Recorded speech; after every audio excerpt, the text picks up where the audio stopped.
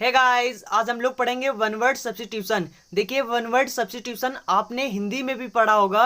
अनेकों शब्दों के लिए एक शब्द, तो वही होता है वन वर्ड सब्स्टिट्यूशन। तो यानी वन वर्ड सब्स्टिट्यूशन का यह मतलब होता है कि अनेक शब्द होते हैं और उसके लिए एक शब्द जो होता है वो क्या कहलाता है, वन वर्ड सब्स्टिट्यूशन कहलाता है। तो चलिए, आज हम लोग इसी वीडियो में इसी के बारे में डिस्कस करेंगे। चलिए वीडियो शुरू करते हैं। तो देखिए, यहाँ पर सबसे पहला लिखा है, सबसे पहला यहाँ पर लिखा है the life story. The life story का मतलब होता है जीवन की कहानी। रिटन बाय यानी जो लिखी जाती है किसके द्वारा, लेखक के द्वारा। हिमसेल्फ माने स्वयं, यानी कि जो कहानी लेखक स्वयं अपने जीवन के बारे में लिखता है, जो स्वयं अपने जीवन के बारे में लिखता है, वो कहानी कौन सी होती है, वो कहानी होती है ऑटोबायोग्राफी। इसका मतलब हिंदी में होता है आत्मकथा। ठीक, तो आत्मकथा क्या होता है, जो लेखक स्वयं अपने जीवन के बारे में कुछ लिखता है कहानी। ठीक, तो वो होता है ऑटोबायोग्राफी यानी आत्मकथा। अब देखिए ये बना कैसे है, तो ये बना है, देखो ऑटो, ऑटो का मतलब क्या होता है, ऑटो का मतलब हो गया सेल्फ। सेल्फ का मतलब हो गया जो चीज स्वयं। ठीक, जो स्वयं होता है, स्वयं को कहते हैं सेल्फ। ठीक, और बायो का मतलब होता है जीवन यानी लाइफ। ठीक, उसके बाद ग्राफी का मतलब होता है राइट यानी किसी चीज को लिखना।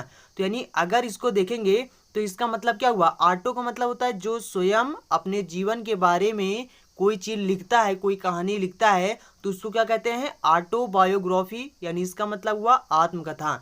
तो यानी यहाँ पर आप समझ जाइएगा, द लाइफ स्टोरी यानी जीवन की जो कहानी होती है, जो लिखी जाती है लेखक के द्वारा स्वयं अपने बारे में। ठीक, तो वो क्या होता है, वो होता है ऑटोबायोग्राफी यानी आत्मकथा होता है। ठीक, तो यानी आप इस तरह से याद रखना, ऑटो का मतलब होता है सेल्फ, और बायो का मतलब होता है लाइफ, और ग्राफी का मतलब होता है राइट करना, किसी चीज को लिखना।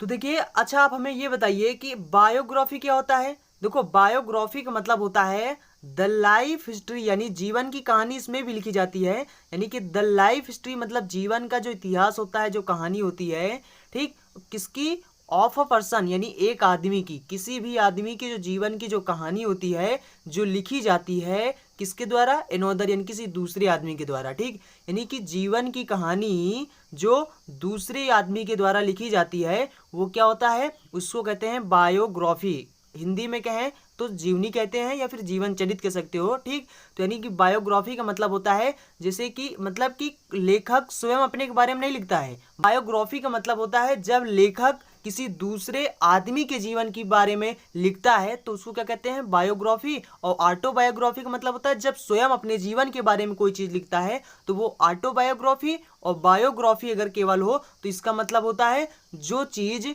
किसी दूसरे के जीवन के बारे में लिखता है जो लेखक, वो होता है बायोग्राफी, यानी कि हिंदी में कहें तो जीवनी होता है। ठीक, अगला वन वर्ड पढ़ने से पहले मैं आपको बता दूं कि अगर आपने अभी तक इस वीडियो को लाइक नहीं किया है तो आप इस वीडियो को लाइक कर दीजिए, और जिन्होंने अभी तक चैनल को सब्सक्राइब नहीं किया है तो चैनल को सब्सक्राइब कर लें, क्योंकि यहाँ पर डेली एजुकेशन से रिलेटेड वीडियो मिलते रहते हैं। तो देखिए, यहाँ पर अगला लिखा हुआ है which can be interpreted more than one word. देखिए, व्हिच का मतलब होता है जो, है ना, जिस यानी कि जो या जिसे। ठीक, यानी जिसे कैन बी यानी किया जा सके। इंटरप्रिटेड का मतलब होता है किसी चीज की व्याख्या करना। किसी यहाँ पर लिखा है which can be interpreted more than one word. देखिए, व्हिच का मतलब होता है जो या जिसे, यानी जिसे कैन बी मतलब किया जा सके। इंटरप्रिटेड मतलब होता है किसी चीज की व्याख्या करना, यानी कि जिसकी व्याख्या किया जा सके। मोर देन, मोर देन का मतलब होता है से ज्यादा, यानी से ज्यादा, यानी किससे ज्यादा, वन वर्ड यानी एक शब्द से ज्यादा जिस चीज की व्याख्या किया जा सके उसको क्या कहते हैं, उसको कहते हैं एम्बिगुअस। एम्बिगुअस का मतलब होता है द्विअर्थक, द्विअर्थक होता है। ठीक, अब ये कैसे बना हुआ है, देखिए एम्बी, एम्बी का मतलब क्या होता है, एम्बी का मतलब होता है बोथ, और गुअस का मतलब होता है साइड्स, यानी जो दोनों तरफ चले। इसका मतलब क्या हुआ, देखिए जैसे कि आपने कहा, जैसे कि आपने कह दिया कि मैं अपना सिलेबस कवर कर चुका हूँ। ठीक, उसके बाद कुछ देर बाद आप जैसे कहें कि अभी मैंने अपना सिलेबस कवर नहीं किया है, तो मतलब आप एक बार कह रहे हो कि मैंने अपना सिलेबस कवर कर दिया है और एक बार आप कह रहे हो कि मैंने अपना सिलेबस अभी तक कवर नहीं कर पाया है। तो यानी कि आप दोनों तरफ जा रहे हो। ठीक, तो दोनों तरफ जाना है यानी कि द्विअर्थक होता है, आप दो अर्थ निकाल रहे हो। द्विअर्थक होता है मतलब जो दोनों तरफ जाता हो। ठीक, तो द्विअर्थक होता है। तो एम्बिगुअस का मतलब याद रखना, एम्बी का मतलब होता है जो दोनों तरफ, एम्बी का मतलब होता है दोनों यानी बोथ होता है, और उसके बाद होता है गुअस का मतलब होता है साइड्स यानी जो दोनों तरफ जाए। ठीक, तो ये होता है व्हिच कैन बी इंटरप्रेटेड यानी जिसकी व्याख्या किया जा सके, एक शब्द से ज़्यादा जिसको व्याख्या किया जा सके वो क्या होता है, द्विअर्थक होता है। ठीक, तो आई होप आपको ये पता हो गया है। चलिए अब अगला देखते हैं, है वन हु। वन हु मतलब ऐसा आदमी जो, इज माने है, अगेंस्ट मतलब खिलाफ, गवर्नमेंट रूल्स मतलब ऐसा आदमी जो है सरकार के नियमों के खिलाफ, ऐसा आदमी जो सरकार के नियमों के खिलाफ है, that is called anarchist. Anarchist का मतलब क्या होता है, अराजकता फैलाने वाला। ऐसा आदमी जो बहुत अव्यवस्था फैला देता है, अराजकता फैला देता है, उथल पुथल कर देता है, वो क्या होता है, अनार्किस्ट होता है। ठीक, अनार्किस्ट बना है अनार्की से। अनार्की का मतलब होता है डिसऑर्डर। ठीक, केओस कह सकते हो या फिर डिसअरे कह सकते हो, इन सब का एक ही मतलब होता है अव्यवस्था फैलाना यानी अव्यवस्था होता है। ठीक, या फिर आप अराजकता कह सकते हो, अराजकता या फिर अव्यवस्था। ठीक, तो यानी कि अनार्की से ही बना है अनार्किस्ट। ठीक, तो अनार्की का मतलब होता है अव्यवस्था और अनार्किस्ट का मतलब होता है जो आदमी अव्यवस्था फैलाता है उस आदमी को कहते हैं अनार्किस्ट। ठीक, तो और अगर सिर्फ अव्यवस्था की बात करें तो अव्यवस्था होता है डिसऑर्डर, केओस कह सकते हो या फिर डिसऑर्डर कह सकते हो, ये सब इसके सिनोनिम्स हैं। ठीक, तो यानी कि आप याद रखना कि वन हु ऐसा आदमी जो होता है खिलाफ किसके, गवर्नमेंट रूल्स यानी सरकार के नियमों के जो खिलाफ होता है वो क्या होता है, अनार्किस्ट होता है। अनार्किस्ट का मतलब होता है अराजकता फैलाने वाला।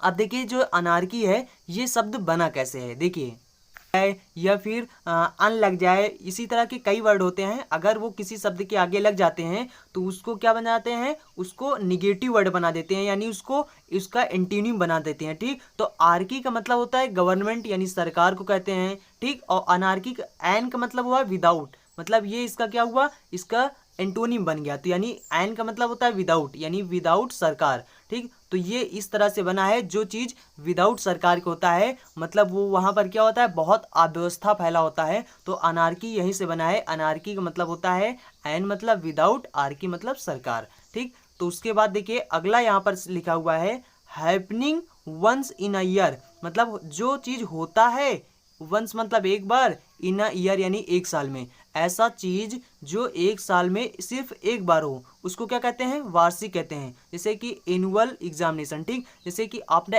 एनुअल, जैसे कि आपका जो एनुअल एग्जामिनेशन होता है वो यानी साल में कितने बार होता है, एक ही बार तो होता है। तो यानी कि जो चीज़ साल में एक बार हो इसलिए उसको कहते हैं एनुअल। ठीक, एनुअल का मतलब होता है जो चीज़ सालाना कह सकते हो हिंदी में, या फिर आप कह सकते हो वार्षिक। ठीक, वार्षिक, जैसे वार्षिक एग्जामिनेशन तो आप उसको अंग्रेजी में क्या कहते हो, एनुअल एग्जामिनेशन। यानी कि जो चीज़ साल में एक बार हो वो क्या होता है, एनुअल। ठीक, चीज़ साल में एक बार हो वो क्या होता है, एनुअल। ठीक, उसके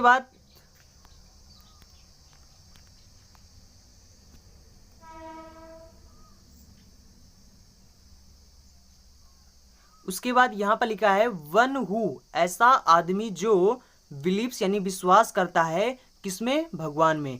एक ऐसा आदमी जो भगवान में विश्वास करता हो वो क्या होता है, थियस्ट होता है। देखिए थियस्ट का मतलब क्या होता है, थियस्ट का मतलब होता है आस्तिक। ठीक, आस्तिक होता है।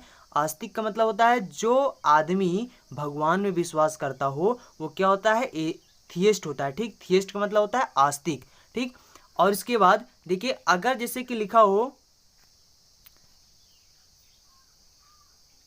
और देखिए अगर जैसे लिखा हो अ पर्सन, एक आदमी जो डज नॉट बिलीव, जो विश्वास नहीं करता है एग्जिस्टेंस ऑफ गॉड यानी भगवान का जो अस्तित्व है, जो उस आदमी को विश्वास नहीं करता है।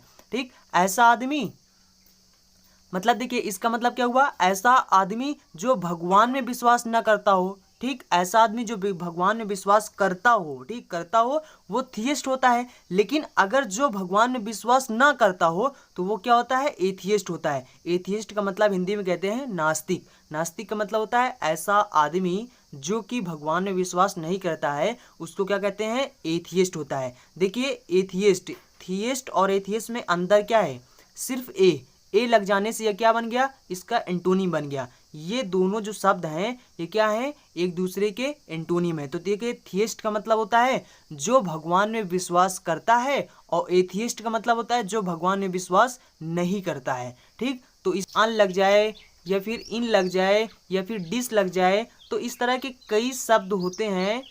ठीक, तो इस तरह के कई तो क्या हो जाता है, उसका एंटोनिम बना देते हैं। जैसे कि यहाँ पर थियस्ट, जी थियस्ट के आगे ए लग गया तो ये हो गया नास्तिक, और थियस्ट का मतलब होता है आस्तिक। ठीक, तो फ्रेंड्स आप लोग समझ गए होंगे जितने भी मैंने वन वर्ड सब्स्टिट्यूशन आपको बताए हैं। मैं एक बार आपको फिर से बता दूं कि जिन्होंने अभी तक लाइक नहीं किया है तो प्लीज़ वीडियो को लाइक कर दीजिए। ठीक, और अगर चैनल को सब्सक्राइब नहीं किया है तो चैनल को सब्सक्राइब कर लें, क्योंकि यहाँ पर डेली इसी तरह के एजुकेशनल वीडियो मिलते रहते हैं। तो चलते हैं फ्रेंड्स, मिलेंगे अगले वीडियो में। So thanks for watching and see you again in next video.